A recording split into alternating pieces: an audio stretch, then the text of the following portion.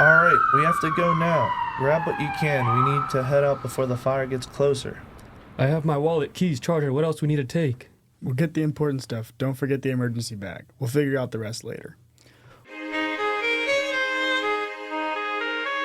Welcome to Hazardous Heat, the podcast where we explore the unseen dangers that follow wildfires.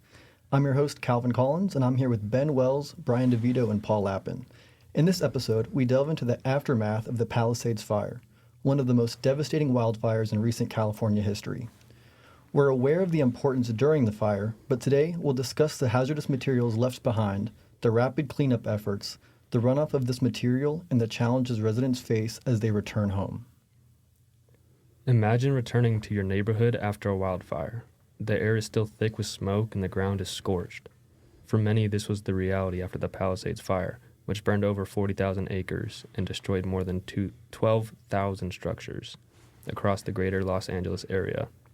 While the flames have been extinguished, the danger is far from over. Evacuating during a wildfire is one of the most stressful and important actions a person can take. But what happens after the fire? It's not just the smoke that leaves its mark. Hidden in the ash are dangerous materials like asbestos, lithium batteries, and other toxic chemicals. Upon re-entering their communities, many residents found their homes destroyed.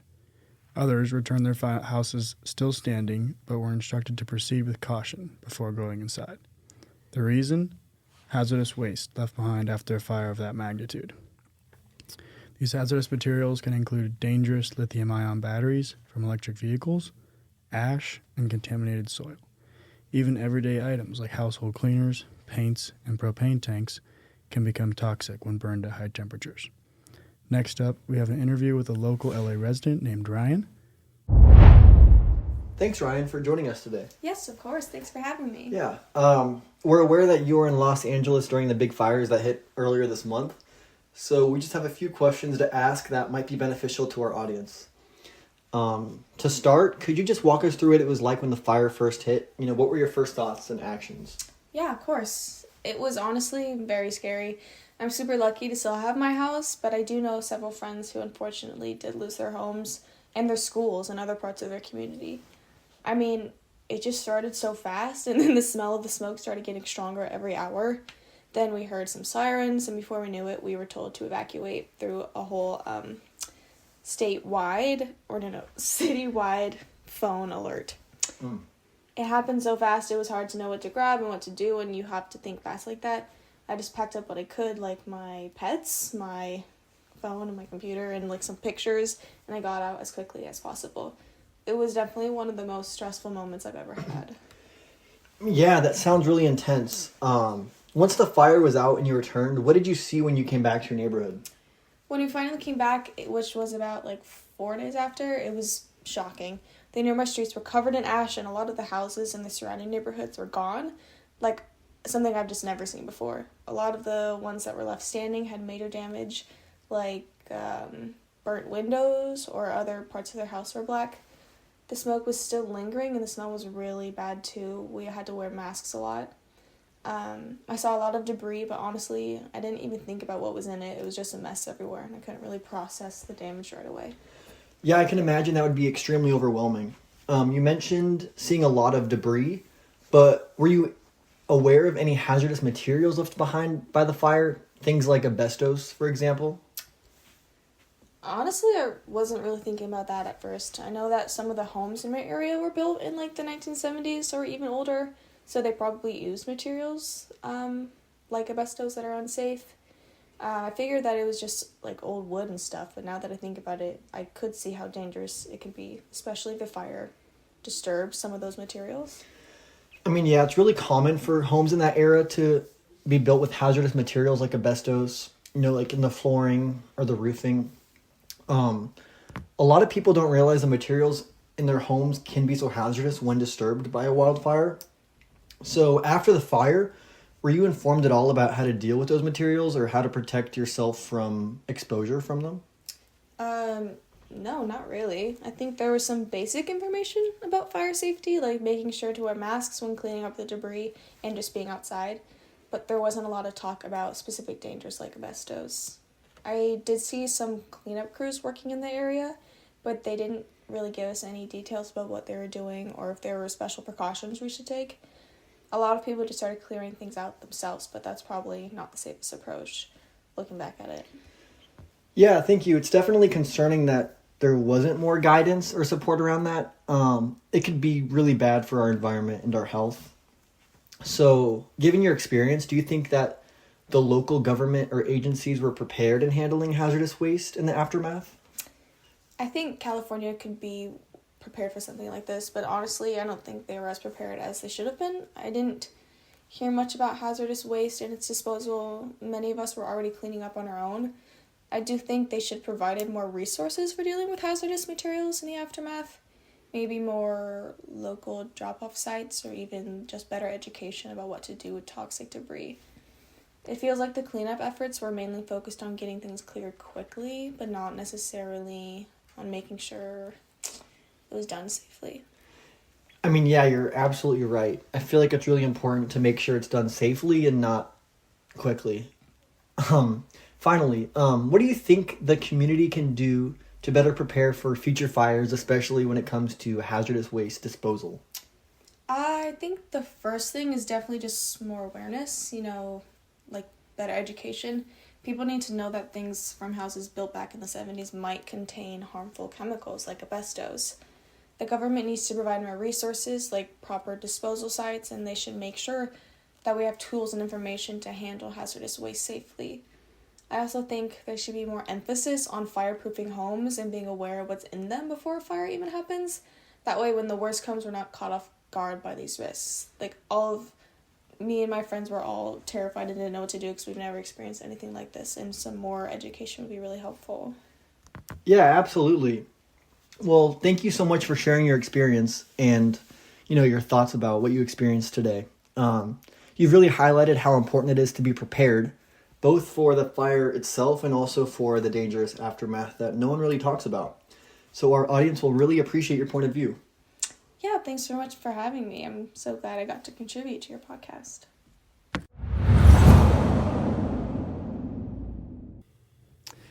These stories are not too rare anymore.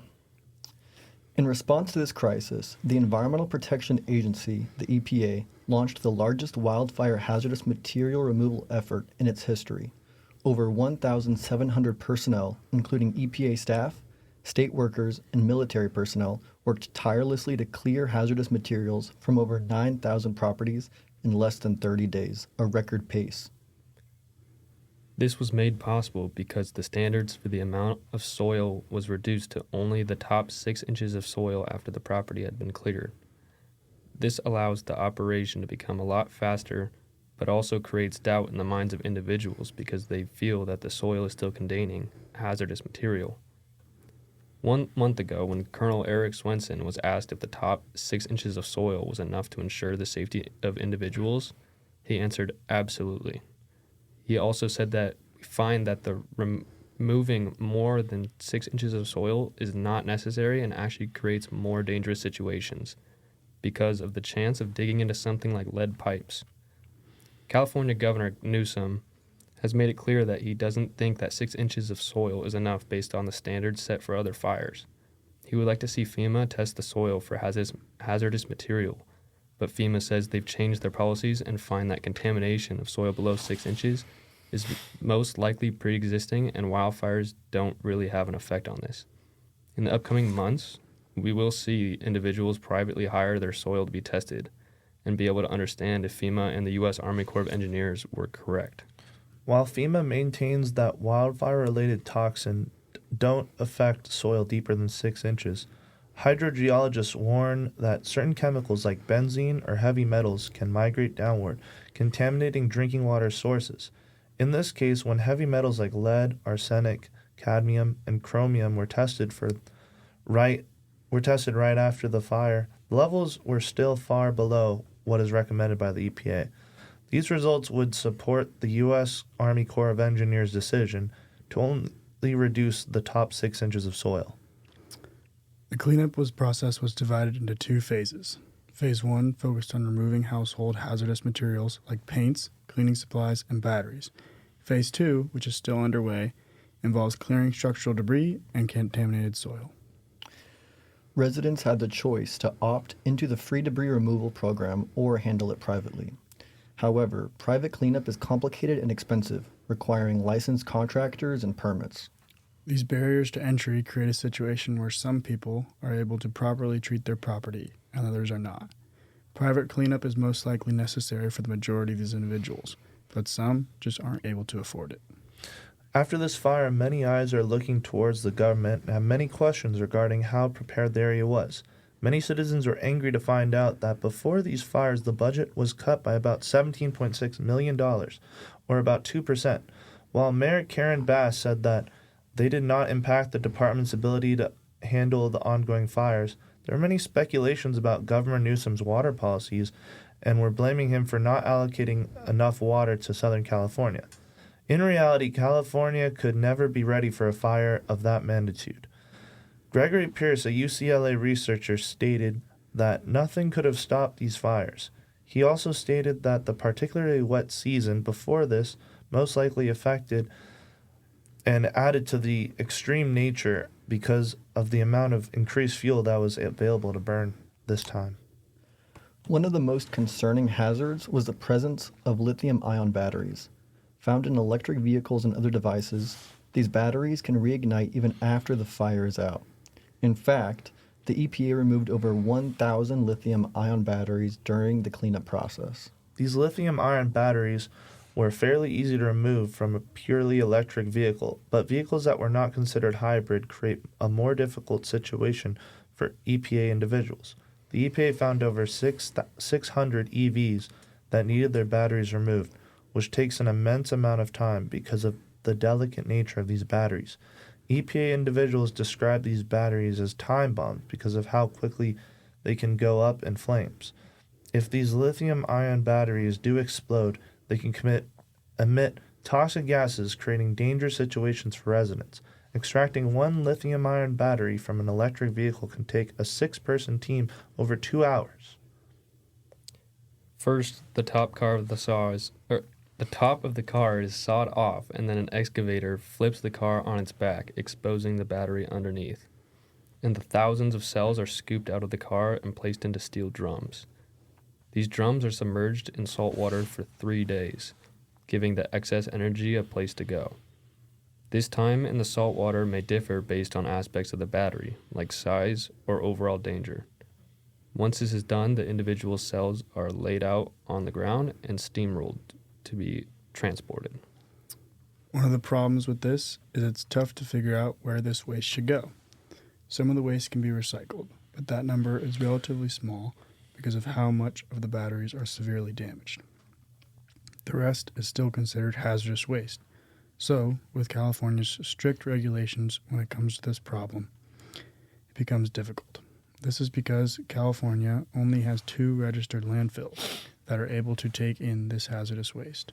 So, most of this hazardous waste is transferred to places like Utah that have less strict regulations in terms of hazardous waste, and also Arizona, where this waste is to be buried. While the cleanup efforts have been extensive, challenges still remain.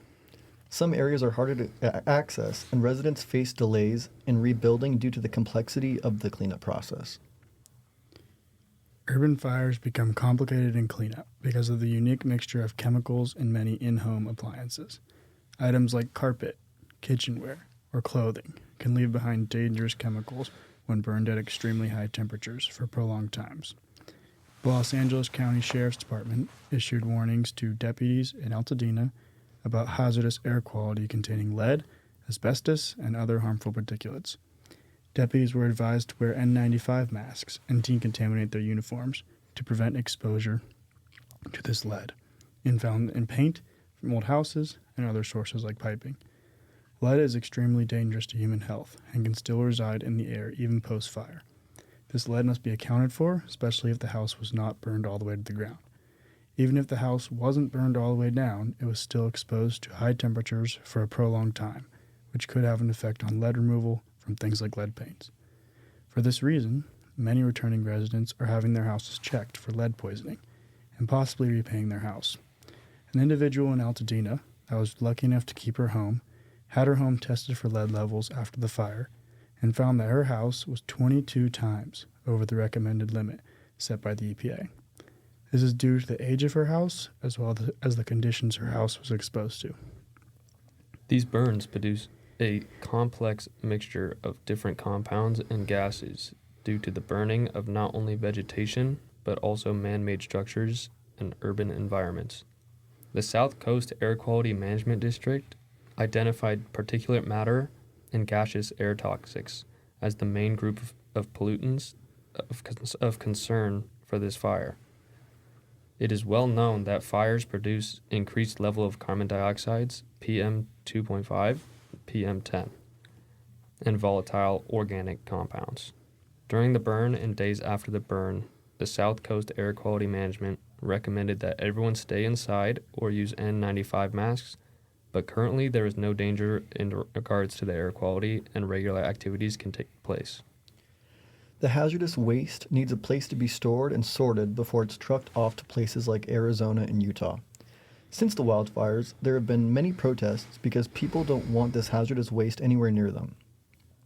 This is typical and what we would expect from the individuals. People want it to get cleaned up but don't want the waste in their backyard. One of the EPA's debris processing sites, LA Rio Park, is located 15 miles east of the Altadena burn zone on land owned by the federal government. This area is usually a public park, but was turned into an area where the hazardous waste could be sorted. The use of this site is highly controversial because the area is largely Latino and full of working class people. Because of this, people assume that this facility was placed here because of the income level and it sparked outrage. During town halls, people address this as an environmental justice issue and feel that these individuals are at an increased risk of exposure, that more wealthy individuals without this containment site are so close to them. The EPA says that there is no risk of contamination for these individuals, but people are still outraged that they have to deal with this.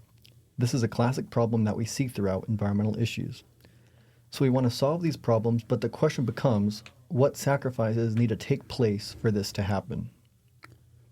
One of the most interesting parts of this story, to go along with that environmental justice, is that this park is surrounded by 4 different towns. The 4 mayors representing the cities surrounding Loria Park met with NBC News and state that they were blindsided by the choice to place the contaminated site there. They state that none of them were contacted ahead of time or informed that this was going to be the site where the debris was coming. They state that instead of finding out from a call or even an email, they found out by watching the local news. They compared it to the rodeo coming to town, and they questioned if the new 30-day timeline played a role. They also questioned if Governor Newsom being in competition with President Trump played a role. The 4 mayors stated that we're in the crosshairs. This decision seems to be made by the EPA and the U.S. Army Corps of Engineers and is most likely due to the expedited schedule set up for the Palisades fire. Another problem surrounding these wildfires is the coastal water quality regarding the Palisades fires because of the runoff of these hazardous materials. A nonprofit named Heal the Bay went up and down the bay affected by the Palisades fire to test 116 different contaminants. What they found is an increased level of heavy metals in the water and an increase of metals in organic compounds. They found copper, silver, zinc, and arsenic. While these heavy metals are of concern, this study was done in January, and the water quality was already better than what they had expected. For this reason, there is no restriction on entering the water, and they determined that beaches are now able to open. There is some concern about the consumption of marine life from Heal the Bay, but more data is needed to determine the actual impact that these heavy metals are having on these species. A small amount of heavy metals can be dangerous for these animals, so it's expected that there will be some impact, but currently the extent is unknown. Currently, more than 2,300 homes have been completed and signed off by the county, and hundreds more have been cleared of debris and awaiting erosion controls. This work is on track to deliver the fastest major disaster cleanup in American history. If we are looking at the numbers, we've seen over $100 million given in individual asset assistance with 16,000 first respondents on the ground. These efforts have led to 9,000 properties cleared of hazardous waste in 30 days, which allowed 8 of 8 schools to resume in-person instruction and 8 of 9 water systems to be reactivated. Governor Newsom also passed several acts that were meant to protect the residents of these areas, since in years leading up to this, many individuals were dropped from private insurance plans due to a high risk. For this reason, Governor Newsom made sure that individuals were protected from real estate speculators who planned to come in and offer low cash value offers for the properties that had been burned down. Newsom also protected victims directly after the fires by ensuring motels, hotels, and rent costs did not increase from price gouging. We are still in phase 2 of the cleanup process, which involves removing fire debris, hazard trees, toxic ash, and contaminated soil. It will be interesting to see in the coming month if this expedited process has any repercussions in regards to the waste left behind. So, what can individuals do to ensure their houses are prepared for wildfires and reduce the amount of hazardous waste produced? Well, this is tough because nobody ever expects a wildfire to happen. But one of the things you can do is check your house for lead paint. If a house is older and has not been redone for some time, there is a good chance that lead is present in the paint on your walls or in your pipes. This can cause some serious health damages when a house is burned down, but even before that as well. As we saw earlier, once a woman returned home, her lead levels in her house were 22 times the standard. While that was affected by the fire, there's a good chance that she had been breathing in lead for many years. As well as tests for lead, if there is ash left over in your neighborhood, please leave it for professionals to clean up, because precautions need to be taken, especially if it's near a burn area. This is because of the unique concoction of chemicals that this ash may possess. This podcast also serves as a different way to think about a wildfire. When thinking about a wildfire, most people that have never experienced a wildfire firsthand believe that management ends once the fire stops burning. This is far from the truth, as we've shown you today. So while we are in a rush to get back into our homes and return to our everyday lives, much more work is needed than just extinguishing the fire. Thank you for joining us on this episode of Hazardous Heat. Stay safe, stay informed, and remember, preparation is key. Until next time.